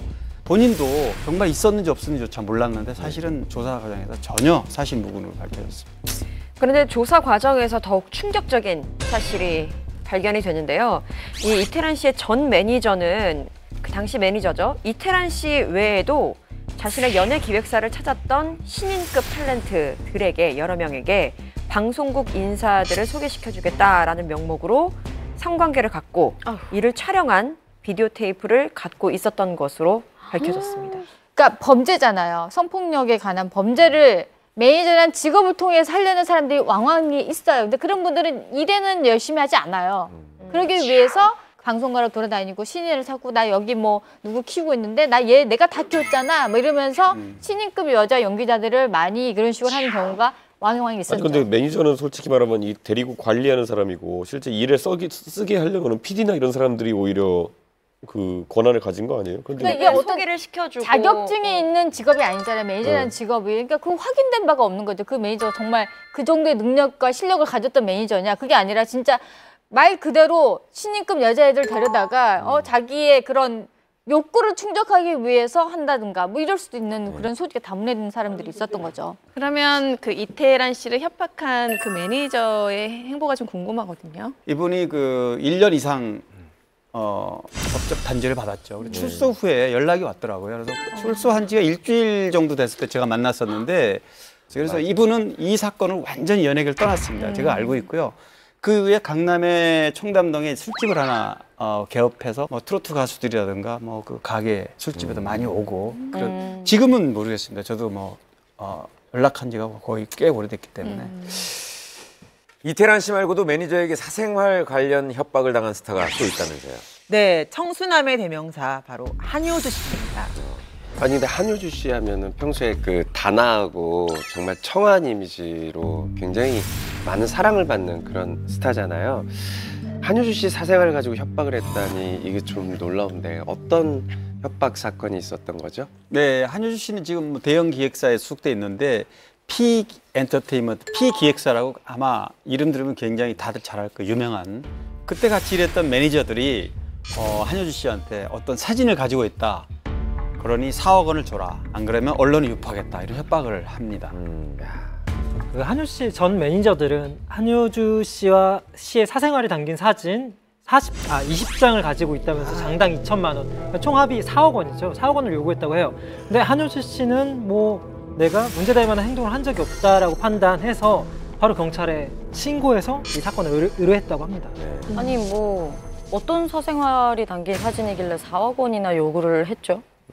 근데 이 한효주 씨의 이 사생활이 담긴 사진, 다양한 생각을 하게 만드는데 이거에 대해서 검찰과 소속사 측의 입장이 좀 다르긴 했어요. 검찰이 발표했을 때는 이 전 매니저들이 한효주 씨의 디지털 카메라에서 전 남자친구와의 찍었던 사진 16장을 발견했다.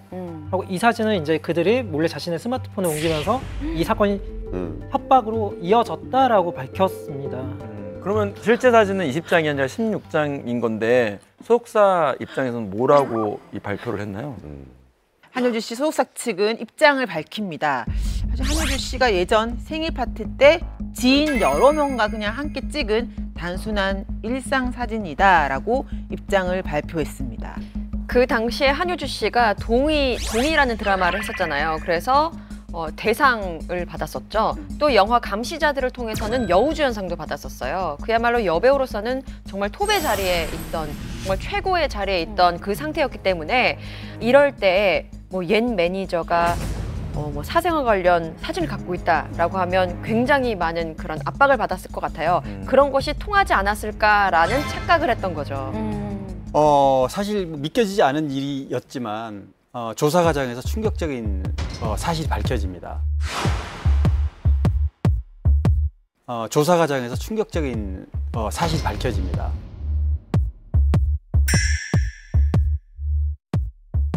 그게 뭐냐면 한효주 씨 아버지가 한효주 씨 몰래 이 전 매니저들 협박에 응한 거죠. 1,000만 원을 송금한 게 밝혀집니다.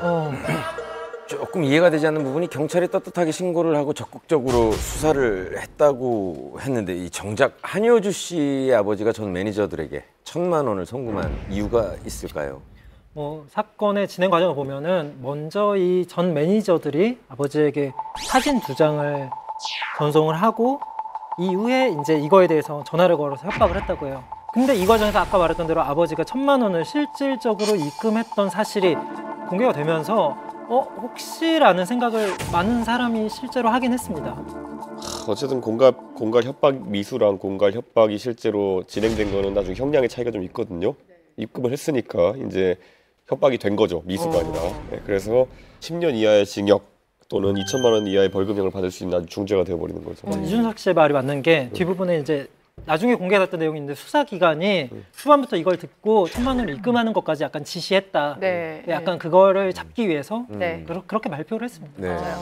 결국 어쨌든 결과적으로는 그 한효주 씨 사생활 사진으로 협박을 했던 매니저들은 집행유예를 선고받았습니다. 그리고 왜 또 이런 범죄를 했냐라고 보니 당시 전 매니저들이 휴대폰 요금을 내지도 못할 정도로 굉장히 좀 금전적으로 힘든 생활을 하고 있었다고 합니다. 그래서 좀 금전적인 부분 때문에 이런 범죄를 저질렀지 않았나 이런 추측을 가능하게 했죠. 어쨌든 간에 사생활을 가지고 이렇게 협박을 하고 그랬는데 형량이 좀 많이 낮은 것 같아요. 네, 상식적으로 봐도 좀 그런 감이 없지 않아 있습니다. 근데 형량이 낮았던 거는 그 이유가 따로 있습니다.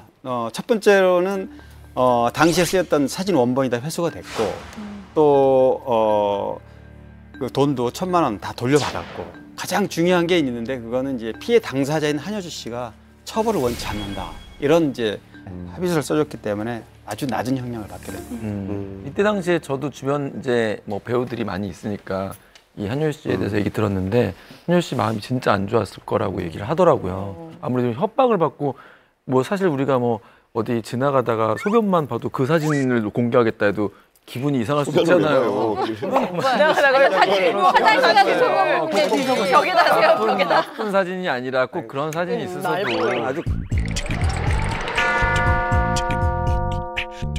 허위 사실만으로도 사실 이미지에 상당한 타격을 입고 앞으로 수입에도 큰 영향을 받으니까 그런 걸 이용해가지고 자꾸 이렇게 협박하는 사례가 늘어나긴 하는데 사실 뭐 한효주 씨가 갖고 있는 그 포지션 있잖아요. 되게 깨끗하고 청순하고 티 없이 맑고 막 이런 느낌의 여성이기 때문에 이런 논란이 신문 지상에 오르내리는 것만으로도 사실 타격이 있으니까 그걸 딱 노린 것 같다는 생각은 드네요. 근데 뭐 이런 사례들이 자주 생기면 생길수록 좀 안 좋고 안타깝긴 하지만 이럴 때마다 연예인들도 약간 스스로 스캔들에 대처하는 그 자기관리 그런 중요성, 대처 능력 이런 걸 좀 키우면 나쁘진 않을 것 같아요. 자기관리를 어떻게 키우세요? 스캔을 어떻게 처리하세요? 스캔을 어떻게 관리해요? 날 보면서 얘기해야지. 아니 뭐 누가 이런 스캔들 가방 관리 어떻게 했어? 가방 관리 어떻게 해야 돼? 뭐 나도 매니저 사생활 찍어두지 뭐 몇 개. 김지민 씨가 얼마나 레이더 안에 들어있는지를 확인한 게 뭐냐면 이번에 선거 때 투표 인증샷을 올리잖아요. 네. 근데 기가 막히게 사람들이 그것만 보고 있더라고. 응? 뭐 저한테 누가 갑자기 와가지고 김지민 씨랑 그 전현무 씨랑 동시에 올렸다고 인증샷을. 와, 동시에. 금호동 2가 3가 금호동 4가 동시에 올라왔다고 투표 인증샷이. 거의 비슷한 시간에 올린 거예요. 제가 그냥 녹화가 있어서 새벽 6시에 투표를 했거든요. 녹화 때문에. 현대천왕 녹화 때문에. 아직 맞나요? 그러니까 사람들이 그런 거만 보고 있어 지금. 그렇다면 여러분들은 매니저들이 연예인들과의 불화가 생길 경우를 감안해서 최후의 수단을 확보해 둔다는 것에 대해서 어떻게 생각하시나요? 그냥 뭐 좋은 관계라면 그럴 필요까지 없겠죠. 근데 뭔가 좀 악감정이 쌓여 있는 경우도 있을 수 있고 아까 한효주 씨 매니저 같은 경우로 자기가 경제적으로 필요하게 되면은 사실 범죄가 일어날 때 그 면식이 있는 사람에 의해서 일어나는 범죄가 가장 높은 게 자기가 금전적으로 힘들어질 경우에는 자기 주변을 먼저 서칭을 한대요. 누가 가장 돈을 쉽게 나에게 내어줄 수 있는가. 돈만 아주면. 네. 그런 면에 있어서 아마 좀 범죄의 대상이 되지 않았을까라는 생각이 좀 들어요. 그러니까 이 무명일 때는 연예인과 매니저가 뭐 형, 아우, 뭐 오빠, 동생 이렇게 가족 같은 관계인데요. 고생 끝나고 이제 연예인이 이제 성공 딱 하는 그 순간에 그 관계가 사실 그때 제일 위태위태합니다. 연예인 입장에서는 조금 더 크고 좋은 회사에 들어가면 내가 더 잘 될 수 있지 않을까. 매니저 입장에서는 여태껏 내가 키워왔는데 누군가에게 뺏기지 않을까. 뭐 이런 것들 때문에 아마도 머리를 좀 나쁜 쪽으로 쓰는 경우가 많은데 앞서서 우리 이태란 씨라든가 한효주 씨 같이 특히 여성 연예인들이 피해자가 되는 일이 앞으로 좀 없었으면 좋겠네요. 매니저 때문에 물질적 그리고 정신적 피해를 입은 연예인이 있는가 하면요. 매니저 때문에 아예 한국 땅을 떠난 연예인도 있어요. 네. 바로 배우 유민 씨인데요. 유민 씨 같은 경우에는 지난 2001년에 단막극인 우리 집에서 김재원 씨의 청각 장애인 연인 역할로 한국 연예계에 데뷔를 했습니다. 근데 뭐 정작 유민 씨가 한국에서 유명해진 건 이 드라마 때문은 아니고 한 예능 프로그램을 통해서 이름을 제대로 알렸죠. 그러니까 뭐 예전에 강호동 씨가 진행하던 연예인 커플 맺기 하는 프로그램이 있었잖아요. 네. 그때 유민 씨 보면서 진짜 일본 사람의 우리가 알고 있는 느낌보다는 정말 예쁜 한국인처럼 생겼다라는 느낌을 받았거든요. 굉장히 신선했죠, 느낌이. 그렇죠. 그리고 이후 유민 씨는 다양한 드라마를 통해서 또 얼굴을 알렸는데요. 드라마 올인, 아이리스, 인생은 아름다워 등 여러 작품에 출연을 하면서 활발하게 연기 활동을 이어나갔습니다. 그런데 그 유민 씨가 활동을 굉장히 활발하게 했었는데 갑자기 브라운관에서 모습을 볼 수가 없었거든요. 네, 맞아요. 갑자기 좀 저치를 감췄는데 그 이유가 알고 보니까 한국을 떠났기 때문인데 한국을 떠나게 된 이유가 뒤늦게 밝혀졌지만 매니저가 장난을 좀 쳤다. 이렇게 확인이 됐습니다. 아니 장난 어떤 장난을 쳤길래 한국을 떠날 정도였는지 벌써부터 유민 씨한테 좀 미안해지네요. 네, 그 장난이 보통 장난이 아니라 돈 장난이었기 때문인데요. 유민 씨가 한 방송에서 말한 바로는 좋아했던 그 한국이라는 나라를 싫어하게 될까봐 두려웠다. 월급 10만 엔을 받고 일했다라고 이야기해서 놀라움을 안겼죠. 제가 듣기로는 일본에서는 일본 연예인들은 소속사에서 월급을 받는 형태로 일을 맞아요. 한다고 저는 들었어요. 근데 그런 월급이라고 생각하기도 너무 턱없이 적은 금액인 것 같아요. 왜냐면 실제적으로 굉장히 활동도 많이 했고 했으니까. 제가 알기로는 CF도 좀 찍었던 걸로 저는 기억을 하거든요. 당시 소속사는 뭐 3개월 만에 망했습니다. 그리고 유민 씨는 생활고에 좀 휘달렸었는데요. 당시를 회상하면서 유민 씨가 이런 얘기를 했어요. 집에서 1년 동안 라면만 먹기도 했다. 그리고 밖에서는 김밥만 사 먹었다. 지금도 라면과 김밥은 좀 지겹다라고 당시에 좀 힘든 생활을 토로했죠. 그때 막 활동 한참 하시다가 그 고국으로 갔다 그러길래 활동을 접고 그냥 가신 줄 알았던 이런 사연이 있었네요. 몰랐어. 그렇다면 돈 가지고 장난친 매니저에 대해서 유민 씨는 어떤 반응을 보였나요? 유민 씨는 믿고 따르고 함께 일했던 그 매니저의 배신에 대해서는 매우 유감스럽게 생각을 했지만 그래도 한국 생활에 대해서는 굉장히 좋고 한국에서 활동했던 것을 후회하지 않는다라고 이야기를 했습니다. 근데 얼마 전에 이제 한국 연예계에 복귀를 이제 시도했잖아요, 유민 씨가. 근데 그때 좀 약간 뭔가 믿기지 않은, 듣고도 믿기 힘든 그런 일이 발생을 했다고 해요. 그때 앞서 돈 장난을 쳤던 그 매니저가 그 복귀 소식을 듣고 나와 함께 일해보지 않을래? 대박이다. 이번에 말장난을 하시네. 야. 아는 걸 때려버리고 싶네 진짜. 뻔뻔하기가. 와. 한국 연예계 생리를 잘 모르는 걸 악용한 거죠. 몇몇 악덕 매니저들 때문에 스타의 앞날을 위해 고생하는 매니저들의 노력과 열정마저 폄하되는 건 아닌지 걱정이 됩니다. 보통 스타와 매니저 사이 하면 스타의 일을 도와주는 걸로 알려져 있는데요. 반대로 스타를 키워낸 매니저도 있죠. 맞아요. 그 연예인분들은 사실 그 자신을 발견해주고 키워준 매니저가 좀 있잖아요. 그분의 어떤 능력이나 또 감각을 보고 좀 이렇게 발굴해주거나 그런 분들은 혹시 없어요? 저는 지금 제가 개그맨들만 있는 기획사에 있어요. 그래서 그런지 정말 되게 케어를 집중적으로 잘해줘요. 개그 부분이랑 코미디 부분, 예능 부분만. 근데 제가 만약에 연기자 기획사에 들어갔다면 저의 이런 능력이나 뭐 이런 거를 그냥 아예 빛을 못 봤을 것 같다는 생각이 들어요. 네, 연기자분들은 대부분 이제 작가 선생님 집 앞이나 감독님들 집 앞에서 거의 매니저분들이 차에서 잠을 자고 그런 식으로 해서 접촉을 하고 자기 눈도장을 찍고 연기자들을 피하라고 이런 식으로 몇 날 며칠 그렇게 고생을 하죠. 이런 매니저 중에 여러 톱스타를 탄생시켜 전설의 매니저로 불리는 분들이 있다면서요. 네, 연예계 대표 전설의 매니저 이분 꼽을 수 있겠습니다. 바로 고 배병수 씨인데요. 배병수 씨는 군대 동기였던 가수 김학래 씨의 일을 봐주면서 연예계 일을 좀 시작했다고 합니다. 그리고 그 이후에 최진실 씨를 영화 남부군에 출연을 시키면서 본격적으로 매니저 활동을 시작하게 되죠. 이 배병수 씨의 부침을 제가 곁에 지켜본 사람 중에 하나로서 배병수 씨는 이제 원래 그 주판 학원이라고 있었어요. 예전에 주판 학원, 무기 이런 거 주산학원. 주산학원 강사 출신입니다. 원래가. 배병수 씨 이전까지는 가수들은 매니저가 많이 있었지만 탤런트 배우들은 매니저가 거의 없던 시절이에요. 근데 배병수 씨가 최진실 씨를 케어하면서부터 배우들도 매니저가 이제 제대로 관리를 해주는 이런 시스템이 이제 자리 잡게 되는데 사실 그 당시에 배병수 씨가 이제 전성기 때는 배병수 사단이 존재할 정도로 아주 막강한 매니저 시스템을 초기 단계이긴 하지만 구축을 한 거죠. 근데 그 최진실 씨를 비롯해서 최민수, 엄정화, 독고영재, 허준호 씨 당시 정말 1급, 특급 배우들이었죠. 그래서 결국 한동안 탤런트 매니저로 이름을 날리기도 했습니다. 저는 배병수 씨가 기억이 나는 게 당시에 룰라가 데뷔를 하자마자 이제 저희는 뭐 데뷔해서 이제 막 100일째 만남하고 비밀은 없어 할 때 이 시절 오, 최고. 아주 유명하진 않았고 이제 100일째 만남 이때는 좀 약간 유명했을 텐데 당시에 이제 뭐 끝나고 항상 가수들은 나이트클럽을 이제 가요 프로그램에서 1등한 사람이 이제 쏘는 그 당시에 어떤 추억이 있었어요. 근데 저쪽에 그 굉장히 이 멋있는 군단이 한 모퉁이에서 술을 쫙 드시고 많은 연예인분들과 근데 그중에 이제 하얀색 정장을 딱 입고 머리를 딱 묶으신 분이 나한테 점점 다가오는 거예요. 저 사람은 뭐지? 아, 저 사람은 누구지? 마치 그 안에서 굉장히 보스처럼 막 오더니 저한테 너 이상민이지? 그래서 아, 네 그랬더니 난 네가 욕심이 좀 난다. 난 네가 욕심이 좀 난다. 정말 이 단어, 이 문장 한마디가 카리스마 있다. 굉장히 확 꽂혔어요. 그럼 지금 본인 홍보하시고 이승 자랑하시는 거죠? 아니 나는 그거 맞았어요. 아니 난 그리고 그 뒤로 그분을 못 봤어요. 아 진짜? 취했었네. 왜냐면 왜냐면 그러니까 만날 기회가 없었어요. 가수하고 그때는 사실 연기자 매니저는 만날 기회가 없었는데 워낙에 우리 회사도 당시 제작자분이 유명하셨던 분이라 그렇게 나한테 개인적으로 그냥 흘리는 말로 할 수는 있지만 정식 콜은 못 하거든요. 그다음에 욕심이 났지만 받고 싶진 않았는데.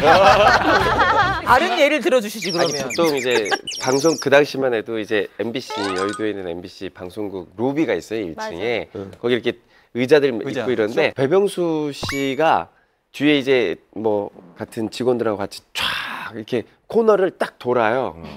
딱 돌아오면 양복 쫙 입고 머리 진짜 꽁지머리하고 아주 그냥 카리스마가 쫙 오면 모든 사람들이 일단 딱 시선이 글로 갑니다.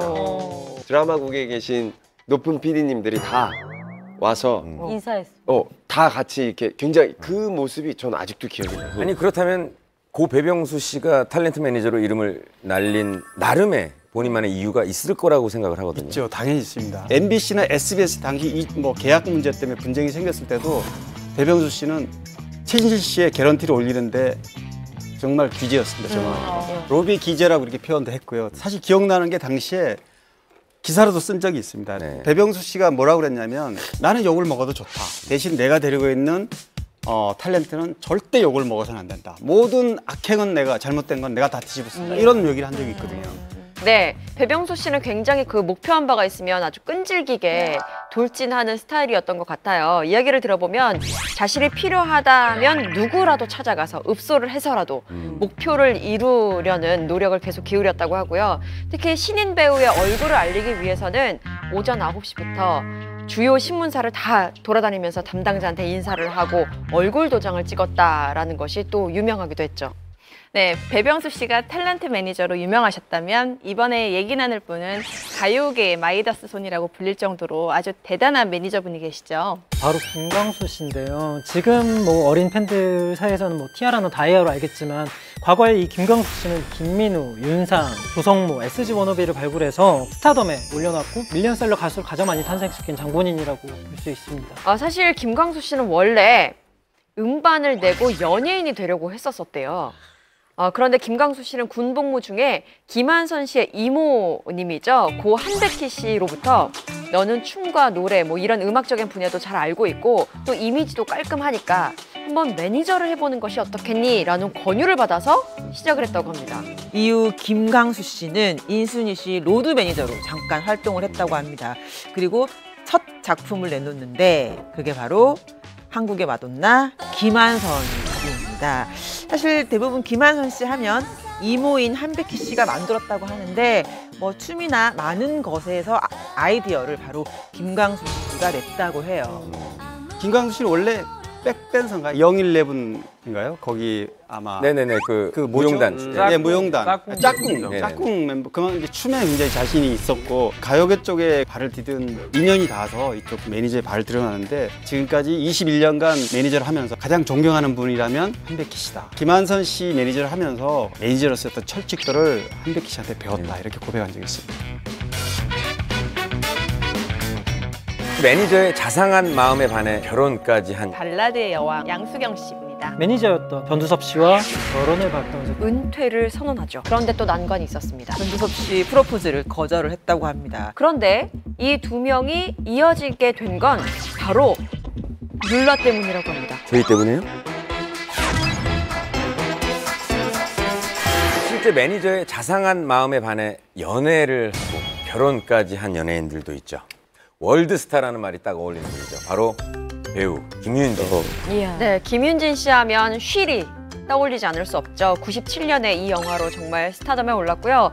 또 2004년에는 미국에서 한국 배우로는 처음으로 드라마 주연을 맡습니다. 로스트라는 드라마였는데 이 드라마에서 활약을 보이면서 글로벌 스타로 발돋움을 했습니다. 사실 동양 여자 역할의 배우 하는 분들이 그렇게 많지 않거든요. 할리우드나 아니면 또 그 드라마 쪽에서. 그런데 김윤진 씨가 처음 출연한 로스트도 사실 마찬가지였는데 김윤진 씨가 오디션 보고 배역이 바뀐 케이스라고 합니다.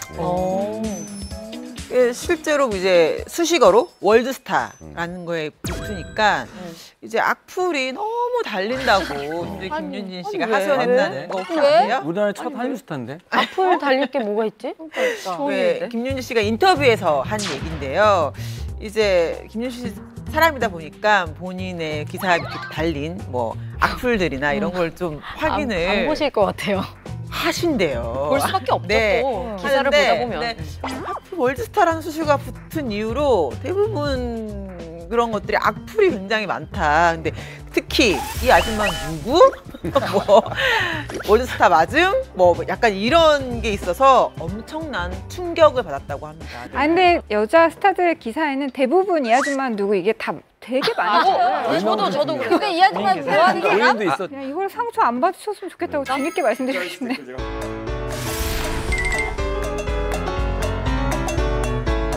네, 그러다가 2010년에 김윤지 씨가 결혼을 발표합니다. 근데 결혼 상대를 보고 다들 깜짝 놀랐다면서요? 네, 김윤진 씨의 결혼 상대가 생각보다 굉장히 가까이에 있었습니다. 바로 8년 동안 동고동락했던 매니저 박정혁 씨였어요. 당시 발표했을 때 기자들 진짜 많이 놀랬던 걸로 기억하는데 맞아요. 김윤진 씨와 이 박정혁 씨는 2002년에 처음 그 매니저와 연예인으로 처음 만났고 그러다가 2007년에 김윤진 씨가 자서전을 냈거든요. 그 세상이 당신은 드라마다라는 자서전을 집필하면서 급속도로 가까워졌고 연인 사이로 발전을 했습니다. 박정혁 씨가 평소에 김윤진 씨한테 굉장히 헌신적이었다고 합니다. 뭐 매니저로 일할 당시에 한 방송 카메라에 모습이 포착된 적이 있었는데요. 늘 김윤진 씨 곁을 떠나지 않고 그리고 좀 목이 좀 마를까 봐서 물도 이렇게 떠다 주는 이런 모습이 좀 포착되기도 했죠.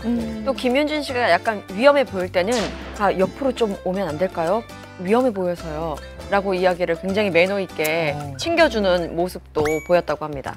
그래요, 맞아. 여자들은 좀 이런 모습에 감동하긴 해요. 당연히 그렇죠. 저 예전에 그 김윤진 씨 섭외하려고 전화했었던 기억이 나는데 이 결혼 소식 듣고 그럼 그 사람이 이 사람 이러면서 전화번호부를 뒤져보니까 제가 전화했던 그분이 이분인 거예요.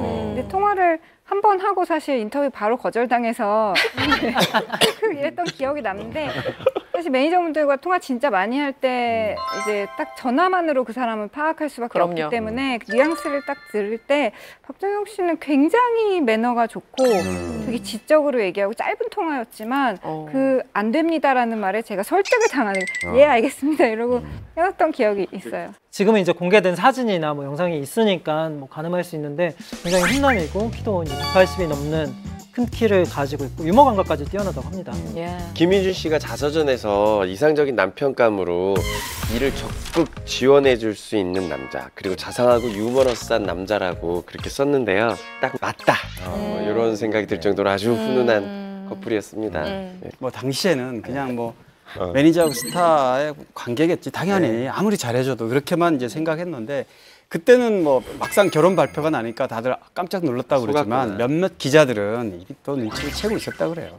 또 김윤진 씨가 결혼을 하루 앞두고 결혼을 발표했어요. 그 발표 내용을 보면 8년간 곁에서 저를 지켜봐주고 아껴주며 기쁠 때나 힘들 때나 함께 시간을 보내준 파트너와 3년에 걸친 열애 끝에 미래를 함께하기로 결심하고 이제 새로운 출발을 하려고 합니다. 라면서 매니저와의 연애와 결혼을 인정했습니다. 이렇게 정말 계속 붙어 있으면서 또 사랑을 나중에 느꼈을 정도면 결혼 생활도 생각보다 더 꿀 떨어질 것 같아요. 김윤진 씨가 방송을 통해서 아주 짧게나마 남편과의 결혼 생활에 대해서 이야기를 한 바 있는데요. 남편이 정말 전폭적으로 외조를 제대로 해준다고 합니다. 늦게 오는 김윤진 씨를 위해서 남편이 식사 준비를 또 해주는데 특히 밑반찬을 굉장히 잘한대요. 그 중에서도 호두 멸치 볶음 이 반찬이 가장 맛있다고 김윤진 씨가 칭찬을 하더라고요. 부럽다. 뿐만 아니고 한 영화 제작 보고에서 김윤진 씨가 또 결혼 생활에 대해서 밝혔습니다. 결혼 너무 행복하다. 왜 이렇게 좋은 걸 이렇게 늦게 했는지 모르겠다라고 이렇게 행복한 심경을 밝혔습니다. 네. 김윤진 씨 외에도 매니저와 결혼을 하면서 또 화제를 모은 분이 한 명 더 계시죠. 바로 90년대 발라드의 여왕 양수경 씨입니다.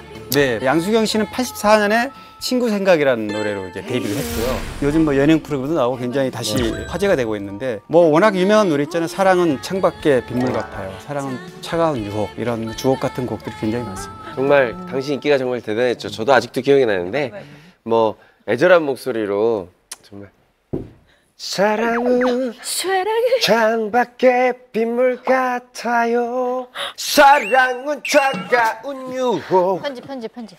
그래도 피할 수 없어. 요즘 제가 양수경 씨하고 굉장히 친하게 지내고 있는데 진짜요?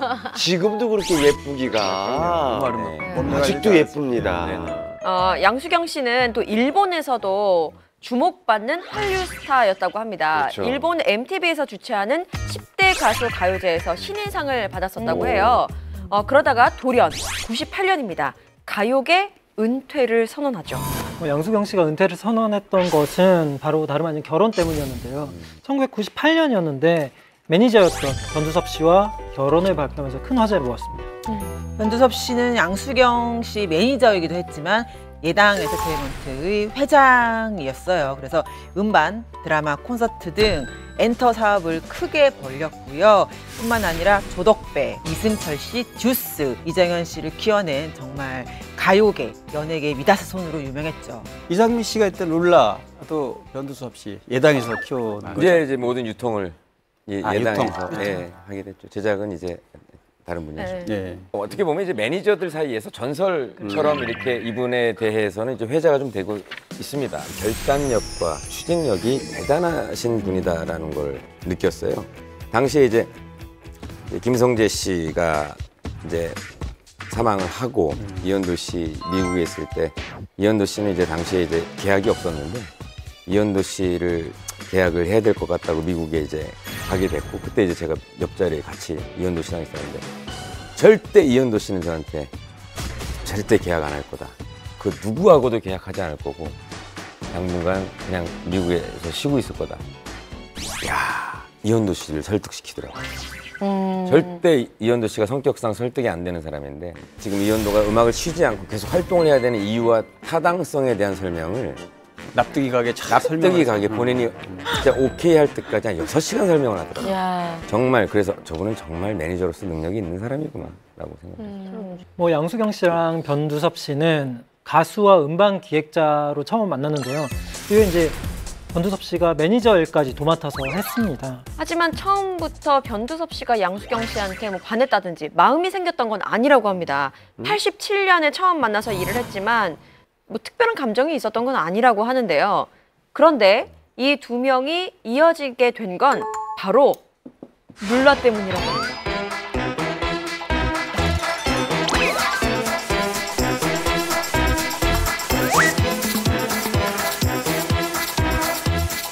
왜 룰라야? 뭐죠? 처음 듣는 금시초문이에요. 룰라? 저희 때문에요?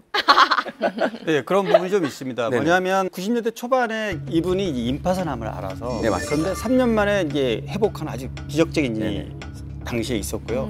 그리고 나서 이제 룰라 1, 2집이 대박이 났는데 이게 엄청난 판매고를 기록을 했고 드라마틱한 일이 자신한테 벌어지면서 비로소 그때 양수경 씨가 여자로 보였다고 해요. 하지만 뭐 양수경 씨 생각은 좀 달랐던 것 같아요. 변두섭 씨 프로포즈를 좀 매몰차게 거절을 했다고 합니다.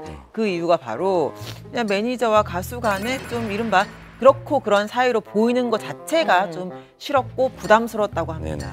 하지만 변두섭 회장은 포기하지 않고 끝까지 구애를 펼쳤다고 해요. 그래서 양수경 씨의 마음을 돌리는 데 성공을 하죠. 그런데 또 난관이 있었습니다. 바로 양수경 씨의 부모님이었어요. 양수경 씨의 부모가 두 사람 사이를 반대했는데 이후에 이제 이거와 관련해서 변두섭 회장이 인터뷰에서 이런 말을 했어요. 나이 차이 때문에 아무래도 반대를 했을 가능성이 크다라고 얘기를 했습니다.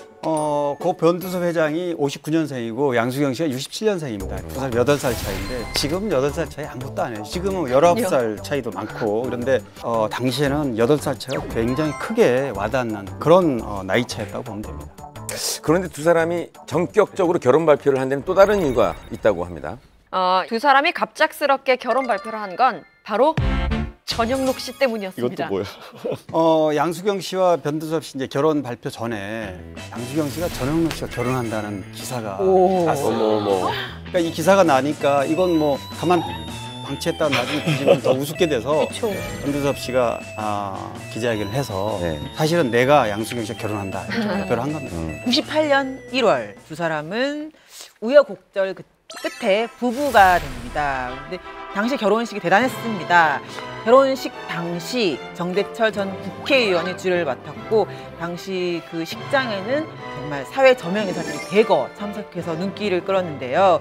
이후 양수경 씨는 가수 생활을 접고 전업주부로 또 다른 인생을 살기 시작합니다. 연예계에서는 은퇴하고 주부로 지냈다라고 하지만 실질적으로는 그 뒤에서 알게 모르게 변두섭 씨의 사업을 많이 도와줬다고 해요. 가장 결정적인 일이 러시아 유전 사업 진출인데요. 양수경 씨가 러시아에 이 사람과 인연이 있어서 또 화제가 됐죠.